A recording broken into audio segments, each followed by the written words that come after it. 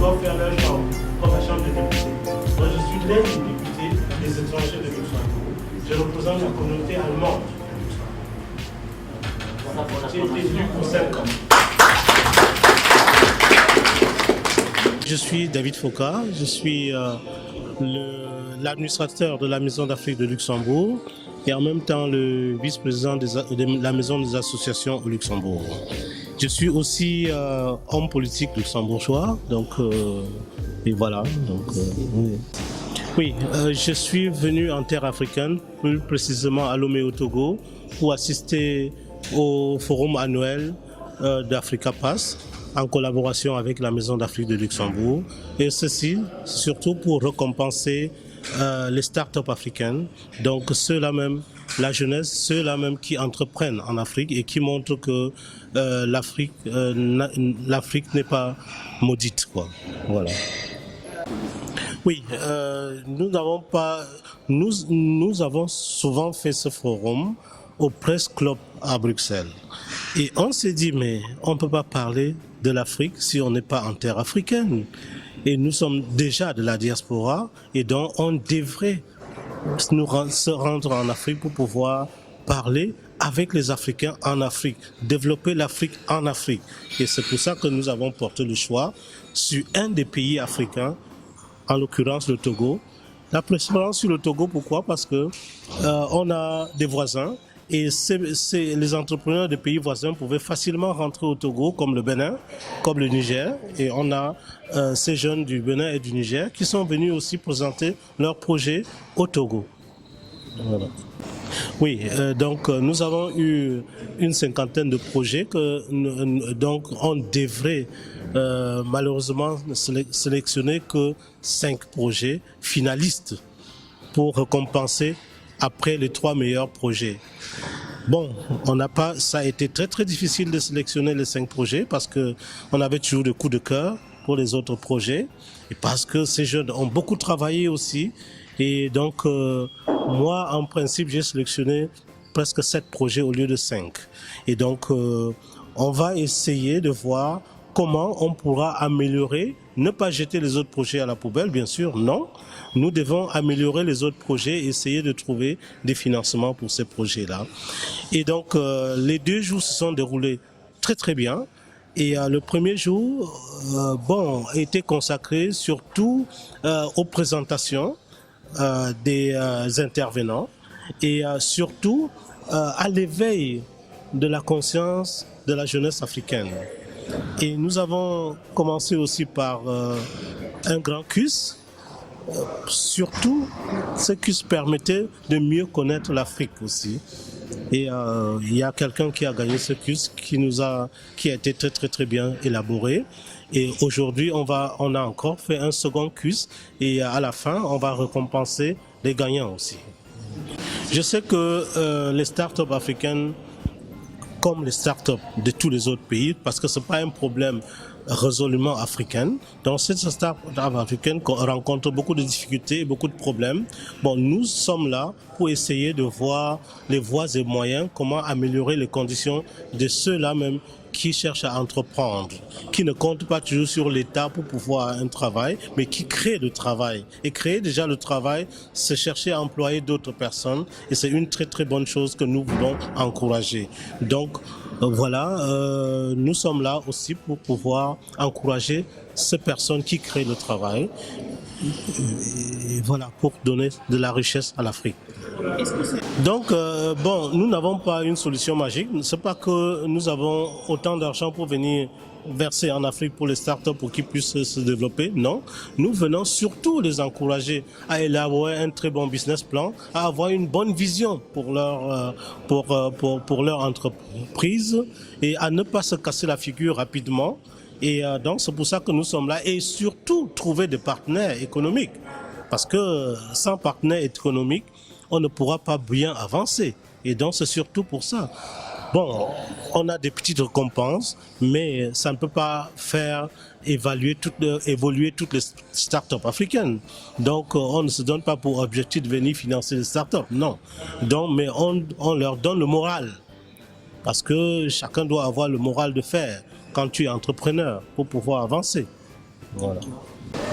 Et ce que, surtout, l'apport de la Maison d'Afrique, c'était surtout que nous voulions pas seulement rencontrer ces startups africaines, surtout rencontrer la jeunesse étudiantine aussi, et rencontrer le peuple togolais tout court. Et nous les avons rencontrés, ceci pour parler du problème qui mine la relation entre la diaspora et les gens qui sont restés sur place au pays. Parce que c'est un peu le jeu de « je t'aime moi non plus ».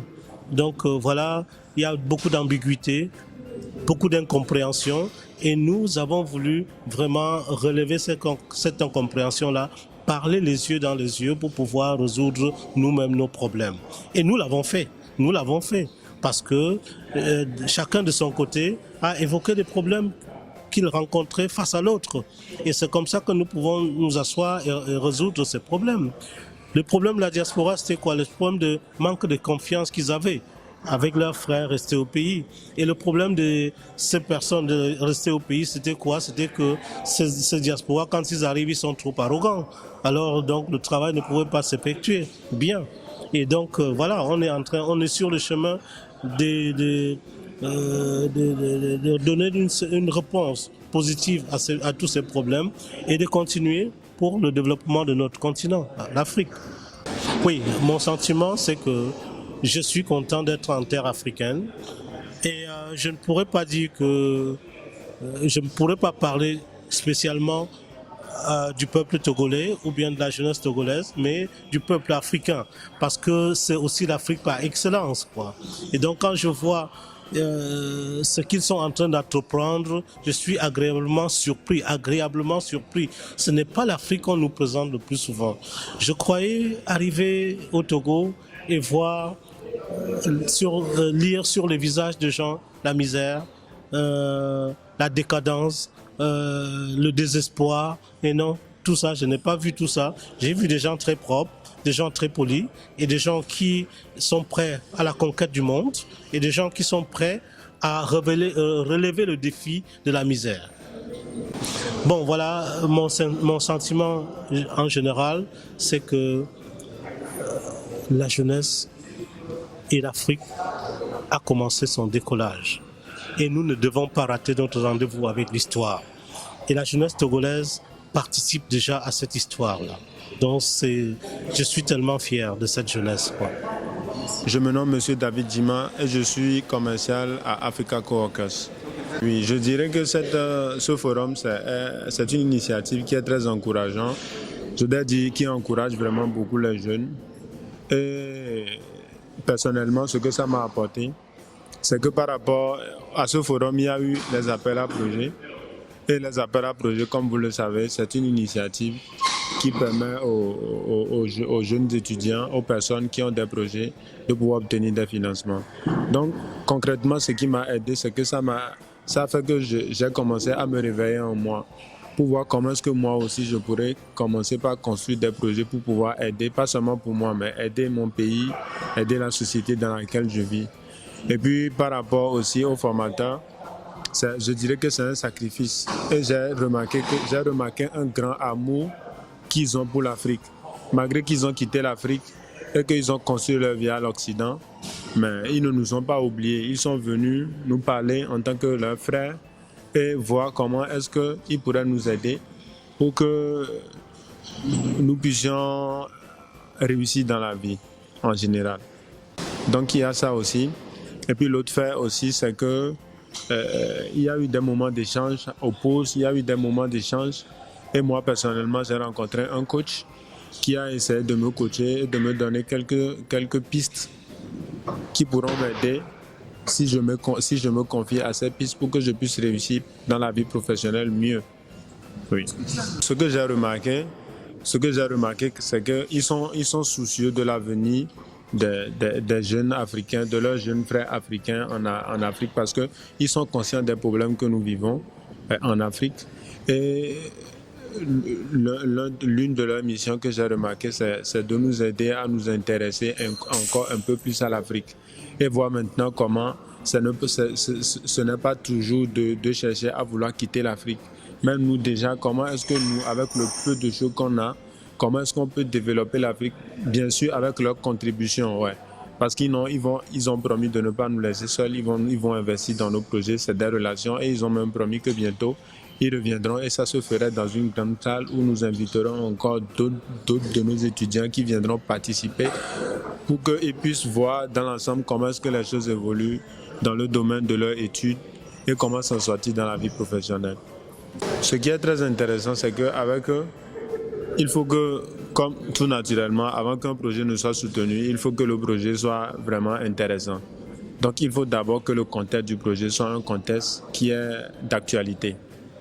Et maintenant, il faut que le fond du projet soit vraiment très intéressant. Et aussi, c'est que quand c'est intéressant, ils voient comment, si c'est intéressant, mais si ce n'est pas assez détaillé, ils voient comment eux peuvent aider pour suivre l'étudiant jusqu'à ce que le projet soit bien fait. Et maintenant, quand c'est déjà bien fait, eux, à leur niveau, ils essaient d'aider avec de l'argent. Et je dirais qu'il y a eu aussi des concours qui ont été faits, des concours sur des questions sur l'Afrique.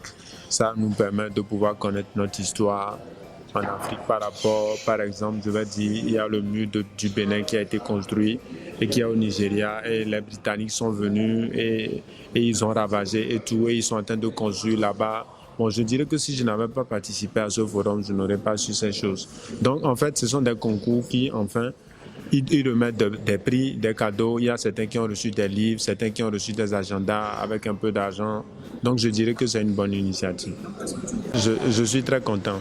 Je suis très content pour cette initiative et je veux aussi que j'aurais souhaité que mes autres amis étudiants qui ont été à l'école avec moi aussi participent à cet événement parce que c'est quelque chose qui ouvre les idées. C'est quelque chose c'est une initiative qui permet de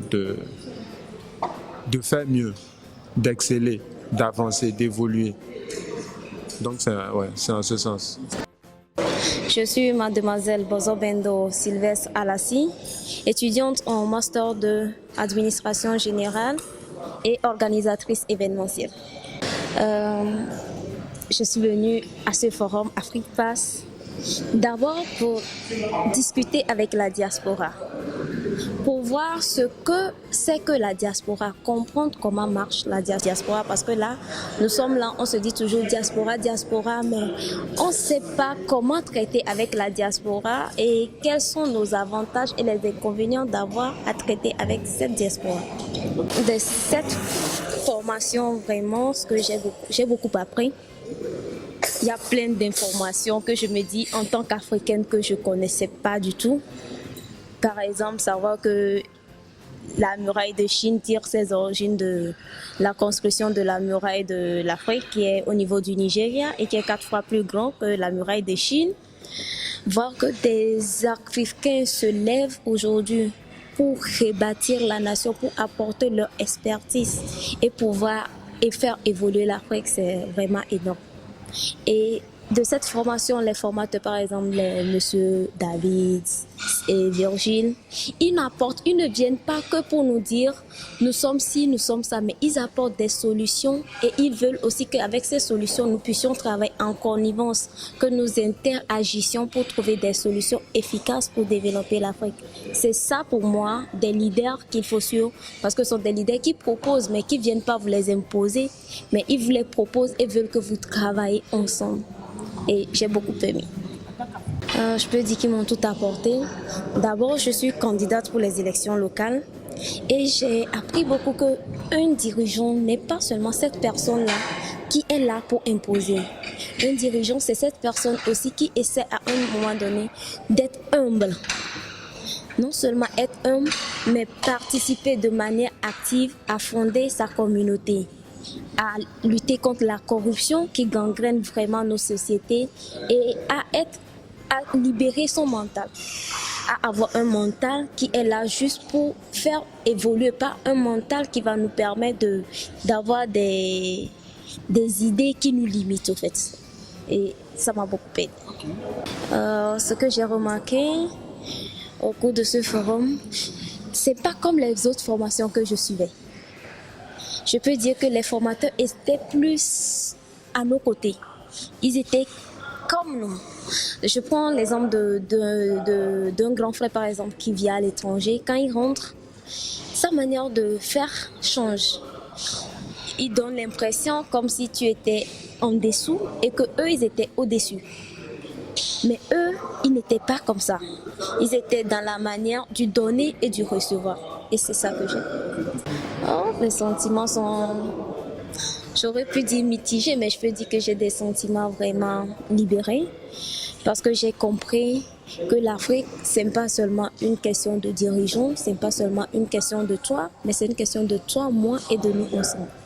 Je remercie vraiment AfriPass, je remercie tous les formateurs, les formatrices, Madame Moutia, je remercie les autres amis aussi qui ont participé et vivement que ces initiatives ne soient pas que des mots que nous allions ranger dans un tiroir, mais que nous puissions les mettre en pratique et pour qu'ensemble nous puissions laisser à notre future génération des valeurs qui seront fiers de porter. Merci.